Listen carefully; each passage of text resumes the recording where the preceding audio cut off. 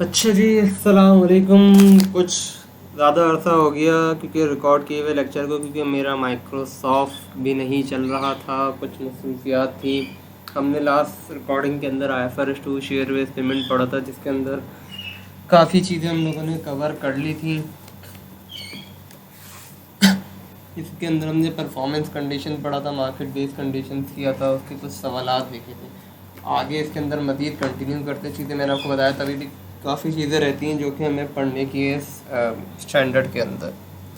तो ये IFRS 2 के अंदर कंटिन्यूशन है, ठीक है। अब जो चीज़ हम पढ़ने जा रहे हैं उसको हम कहते हैं मॉडिफिकेशंस।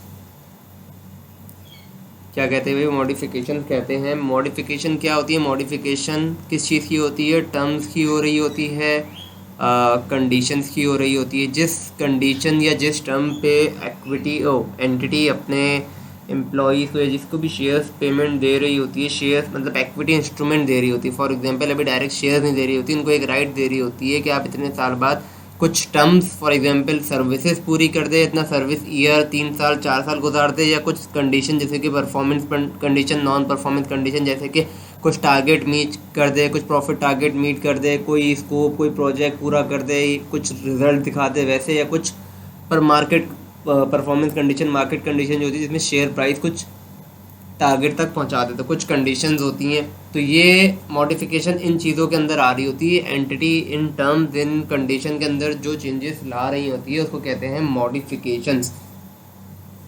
अच्छा, अब होता क्या है? Entity in terms in condition को चेंज कर देती है। जिस पे जिन चीज़ों जो इक्विटी इंस्ट्रूमेंट दे रही होती है उनसे रिलेटेड जो टर्म्स एंड कंडीशन होती है उनको चेंज करती है, जिसकी वजह से होता क्या है, या तो उनकी जो शेयर प्राइस होती है, एक्सरसाइज प्राइस होती है, जैसे कि एंटिटी बोलती है कि आप $10 पे आप एक्सरसाइज कर सकेंगे अपना राइट, जिस राइट जो आपको इक्विटी इंस्ट्रूमेंट का राइट दे रहे हैं, 3 साल बाद आप हमारी कंपनी के $10 पे शेयर एक्सरसाइज कर सकते हैं। फिर बजाय उस दिन उसकी मार्केट वैल्यू 50 हो, 100 हो, $1 हो, जो भी आपके पास राइट है, आप $10 पे इसको एक्सरसाइज कर सकते हैं।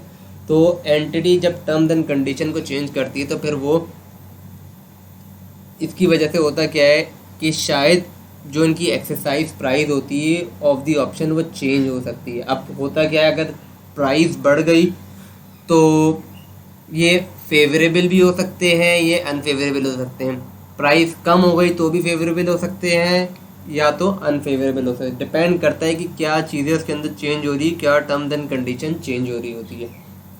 तो मॉडिफिकेशन से होता क्या है, it might increase the exercise price of the options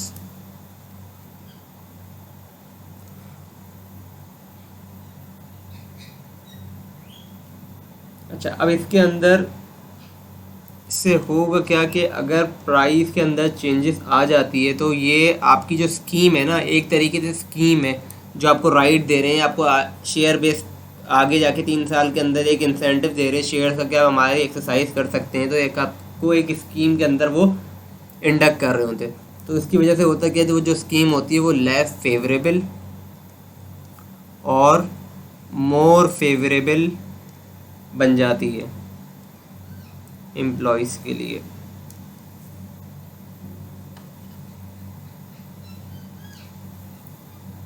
similarly अगर कोई टर्म्स एंड कंडीशन चेंज हो रही है, इक्विटी इंस्ट्रूमेंट या शेयर बेस्ड पेमेंट जो भी आप समझें, अगर उसकी टर्म्स एंड कंडीशन चेंज हो रही है तो उसकी वजह से हो क्या सकता है, it might change the wasting condition. जो हम चीज़ें कब से बोल रहे हैं, टर्म्स एंड कंडीशन जो कि वेस्टिंग कंडीशन होती हैं, टू मेक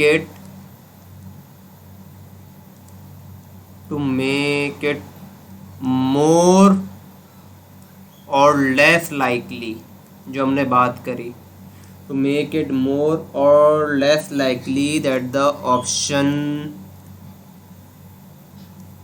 विल वेस्ट।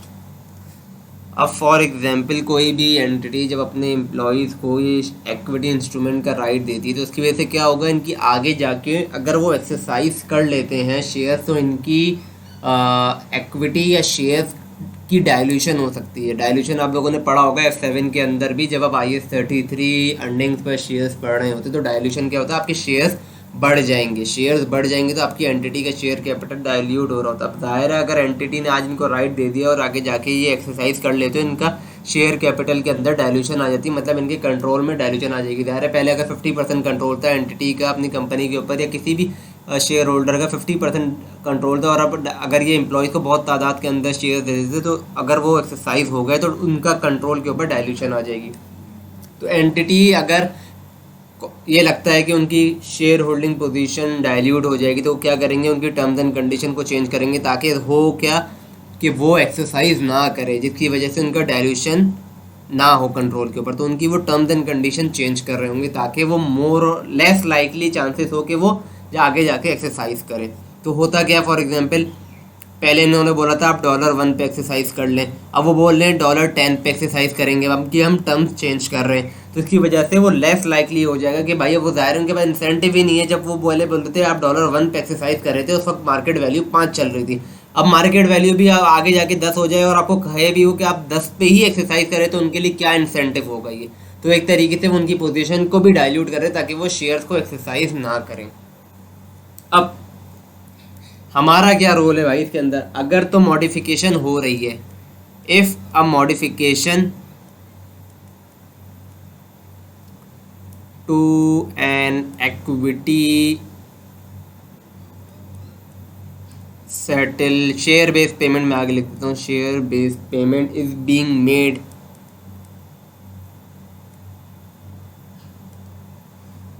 तो एंटिटी को चाहिए, अगर फॉर एग्जांपल अब डिपेंड करता है कि आप जो टर्म्स एंड कंडीशन चेंज किया उससे बेनिफिट किसको पहुंच रहा है, एंटिटी को पहुंच रहा है या एम्प्लॉयज़ को पहुंच रहा है।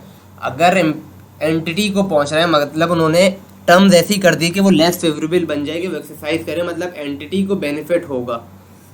तो एंटिटी को चाहिए then entity must continue to recognize the granted fair value of the equity instrument in P&L। तो एंटिटी को चाहिए वो जैसे रिकॉर्ड कर रहे थे पहले वैसे ही रिकॉर्ड करें, जैसे ही पहले रिकॉर्ड कर रहे थे वैसे ही रिकॉर्ड करें। जब एक्सरसाइज का टाइम आएगा वो नहीं करेंगे तो जो भी बेनिफिट हमारे पास हमारी एंटिटी को आ रहा होगा फिर हम उसको रिटेन अर्निंग में बाद में ट्रांसफ़र कर रहे होंगे। जिस तरह ओरिजिनल ग्रांट पहले बुक हो रही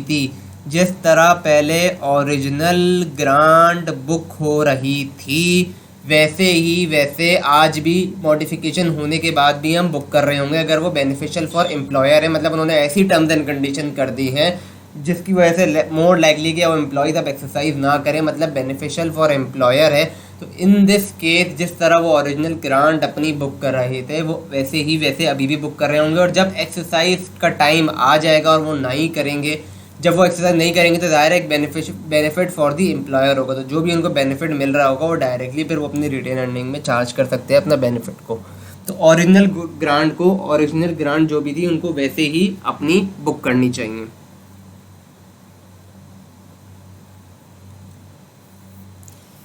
एक एग्जाम्शन कब आ जाएगी, एक एग्जाम्शन आ जाएगी जब फॉर एग्जाम्पल अब उन्होंने ऐसा कर दिया है, ऐसी मॉडिफिकेशन कर दी है, ऐसी टर्म्स ही चेंज कर दी कि अब उनको लगता है या अब ऐसा बन जाए कि वो वेस्ट ही नहीं होंगे। इफ़ डू नॉट वेस्ट, अगर वो ऐसी टर्म्स एंड कंडीशन कर दे जिससे अब पता लग जाए कि वो आगे जाके वेस्ट नहीं होंगे, मतलब ख़त्म ही कर देंगे बिल्कुल, तो फिर आपको अपनी जो भी जो हमने क्या कहते हैं, अच्छा अभी हम लोगों ने कैंसिलेशन नहीं पढ़ा, ठीक है, अभी मैं आपको आगे समझाऊँ तो बल्कि मैं आपको ये चीज़ अब आगे समझाऊंगा क्योंकि एक और हम लोगों ने अभी एक चीज़ पढ़नी है, कैंसिलेशन। तो कैंसिलेशन के अंदर आपको ये बात समझ आ जाएगी, मतलब एकदम से अगर वो चीज़ कैंसिल कर दे, तो मैं आपको भी वो आगे समझाता हूँ। अब दूसरी बात क्या आती है, इफ़ मॉडिफिकेशन, ये दूसरा सिनेरियो, ठीक है। If modification increases the fair value of the equity instrument,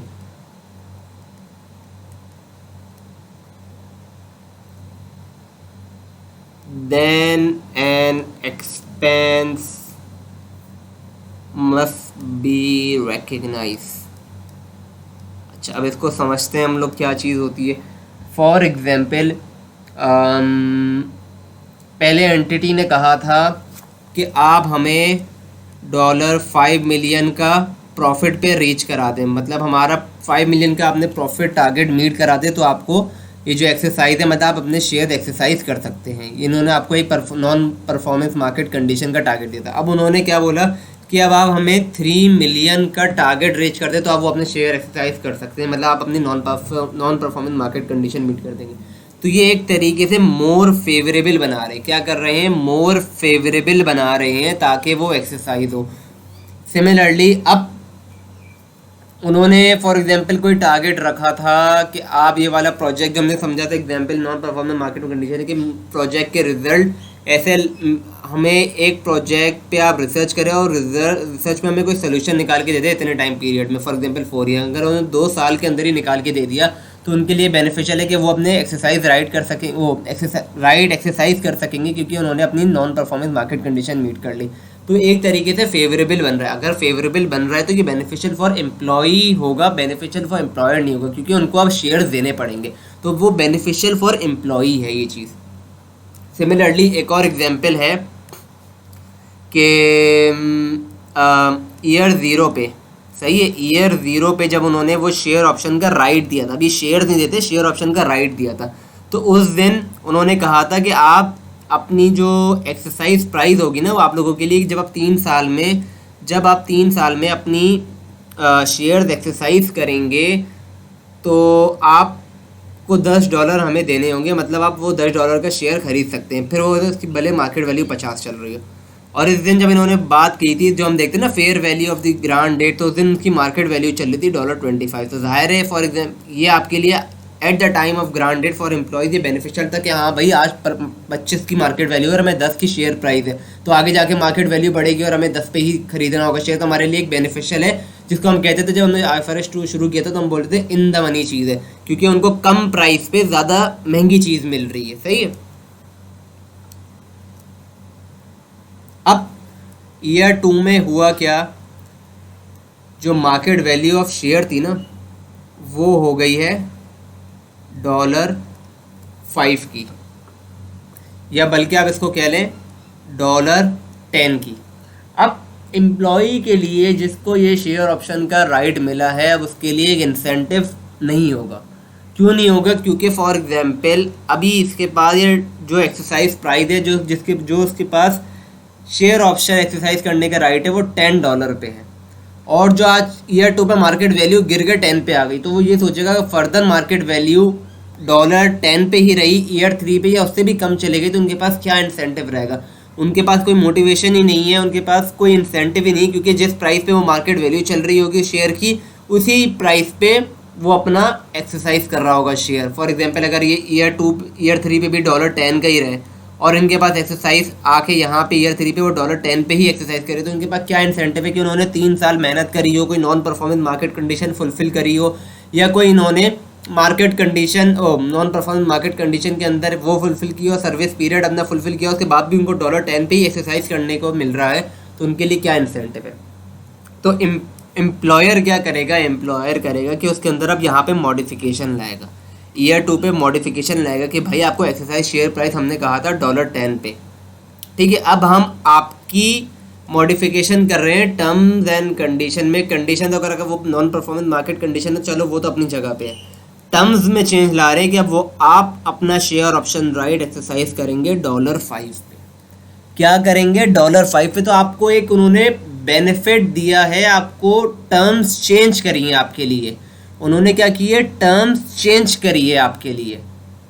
तो अब इससे क्या होगा? वो जो इक्विटी इंस्ट्रूमेंट अभी दिया है that is your exercise right, अभी वो शेयर एक्सरसाइज नहीं, आपको इक्विटी इंस्ट्रूमेंट दिया है अभी, तो वो आपके लिए फेवरेबल हो जाएगा, मतलब उसकी आपकी एक तरीके से वो वैल्यू बढ़ा रहे हैं आपकी चीज़ की, क्योंकि ऑलरेडी उसकी मार्केट वैल्यू शेयर की तो गिर गई थी। आपका एक्सरसाइज आपके राइट के अंदर टर्म्स चेंज करके वो इक्विटी इंस्ट्रूमेंट की वैल्यू बढ़ा रहे हैं। क्या कर रहे हैं? Increasing the fair value, increasing the fair value of the equity instrument.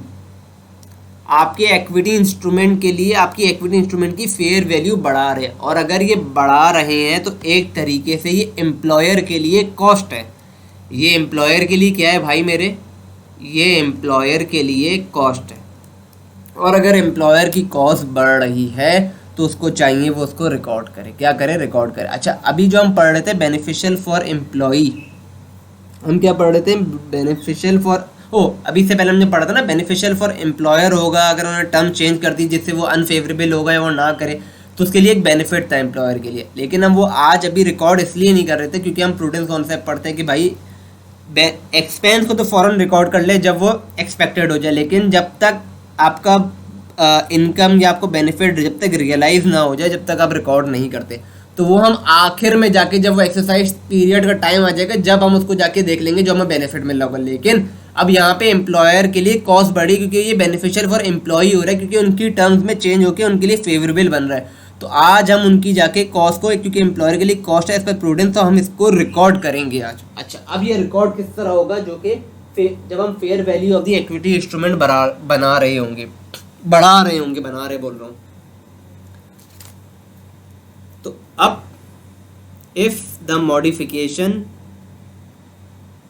हाँ ये तो हमने पीछे बात लिख ली थी ना, इफ द मॉडिफिकेशन इंक्रीजेज, तो हम क्या करेंगे? अब ये रिकॉर्ड कैसे होगा या इस पे एक्सपेंस कैसे निकलेगा? तो हम क्या करेंगे? The difference between the fair value of the new arrangement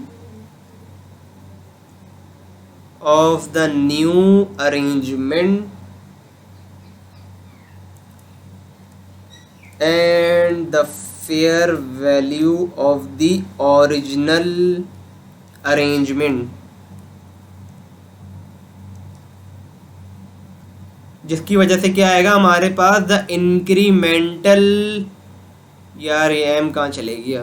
the incremental fair value, एक ओरिजिनल जो हम पहले शुरू में लेते थे ईयर 0 पे, और बाद में जो हमारे पास फेयर वैल्यू आ रही है उस इंस्ट्रूमेंट की, फॉर एग्जांपल 25 थी पहले, अब आपने बढ़ा के उसको इंक्रीमेंटल 30 कर दिया, तो जो भी आपके पास फर्दर एक्सपेंस आ रहा है 5, ये इंक्रीमेंटल आएगा। ठीक है, ये इंक्रीमेंटल आ रहा होगा आपके पास।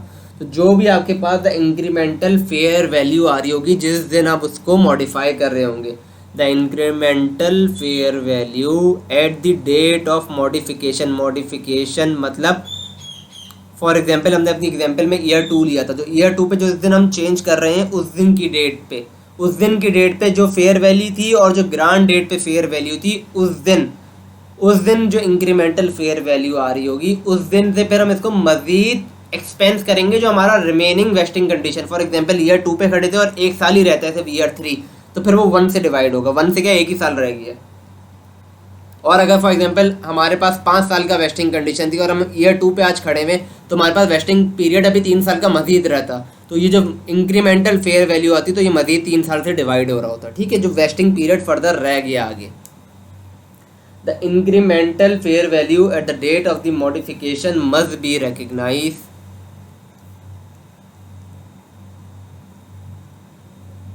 To P&L। और सेकंड चीज़ आप लिखेंगे मतलब द एक्स्ट्रा एक्सपेंस जो कि इंक्रीमेंटल आ रहा है, सही, the extra expense is spread over the period from the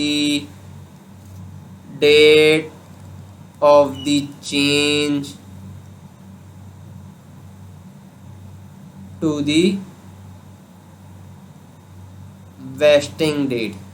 जिस दिन चेंज किया है मतलब मॉडिफिकेशन की है, उस दिन से लेके जो हमारी वेस्टिंग डेट है, जिस दिन हमारे पास एक्सरसाइज करने का राइट है, फिर वो 3रे साल पे हो, 5वें साल पे हो, जितना टाइम पीरियड अब रहता है, जो मज़ीद उस मॉडिफिकेशन टाइम से लेके मज़ीद आगे वाले टाइम तक जो पीरियड रहता है फिर वो उस पर स्प्रेड होगा, यानी कि शुरू से लेकर स्प्रेड जितना टाइम पीरियड अप्लाई किया उस पर मजीद स्प्रेड हो रहा होगा इंक्रीमेंटल वाला। और जो पिछला वाला जो पहले वाली जो कंडीशन थी वो अपनी जगह स्प्रेड हो रही होगी। ये आपको मैं एक क्वेश्चन से समझाऊंगा तो आपको मजीद चीज समझ आ जाएगी।